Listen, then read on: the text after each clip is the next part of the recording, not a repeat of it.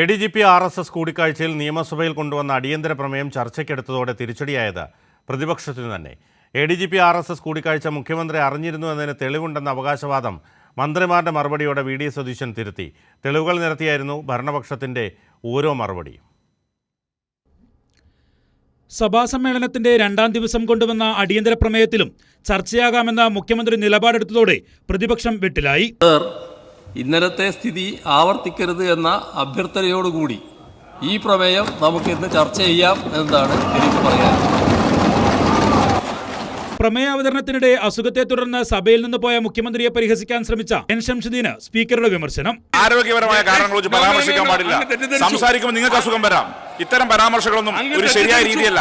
അങ്ങനെ പോയി ഒരാൾക്ക് യോജിച്ചതല്ല. അവിടെ ഇരിക്ക് ചെയർ തന്നെ പറഞ്ഞു അതിന്റെ മുകളിൽ നിങ്ങൾ പറയണ്ട. ചെയർ തന്നെ പറഞ്ഞല്ലോ.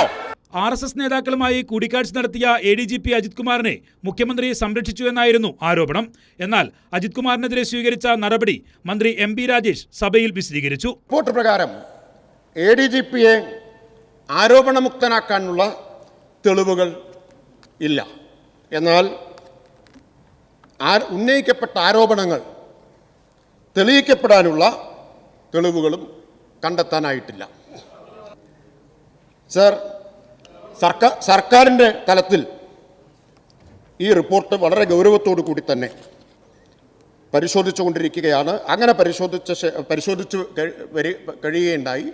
ആ പരിശോധിച്ചതിൻ്റെ അടിസ്ഥാനത്തിൽ നിലവിലുള്ള സാഹചര്യത്തിൽ സർക്കാരിന് സ്വീകരിക്കാവുന്ന ഏറ്റവും ഉചിതമായ നടപടി ADGPയുടെ കാര്യത്തിൽ സ്വീകരിച്ചിട്ടുണ്ട്.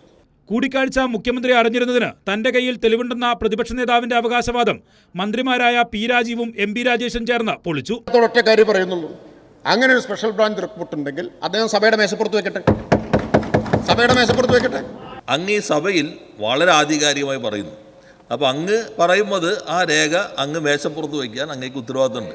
ഇതോടെ അവകാശവാദം VD സതീശൻ തിരുത്തി. വ്യവസായ മന്ത്രി എന്താ പറഞ്ഞത്? ഞാൻ ഈ രേഖ ടേബിളിൽ വെക്കിടുന്നു. മുഖ്യമന്ത്രിക്ക് കൊടുത്ത രേഖ ഞാൻ തെളിവ് തരാമെന്ന് പറഞ്ഞു. മുഖ്യമന്ത്രിക്ക് കൊടുത്ത രേഖ ഞാൻ ചോദിക്കട്ടെ, എന്നാൽ പിന്നെ അദ്ദേഹം മുഖ്യമന്ത്രി കസേരയിൽ ഇരിക്കണ്ടല്ലോ. നിങ്ങളുടെ ആളുകൾ TV ചാനലിൽ വന്ന് പറഞ്ഞ് ഉന്നയിച്ച ആരോപണങ്ങൾക്ക് അക്കമിട്ട് ഭരണപക്ഷം മറുപടി നൽകിയതോടെ അടിയന്തര പ്രമേയം പ്രതിപക്ഷത്തിന് തന്നെ തിരിച്ചടിയായി. മണിക്കൂറുകൾ നീണ്ട ചർച്ചയ്ക്കും മറുപടിക്കും ശേഷം അടിയന്തര പ്രമേയം സഭ തള്ളി. കൈരളി ന്യൂസ്, തിരുവനന്തപുരം.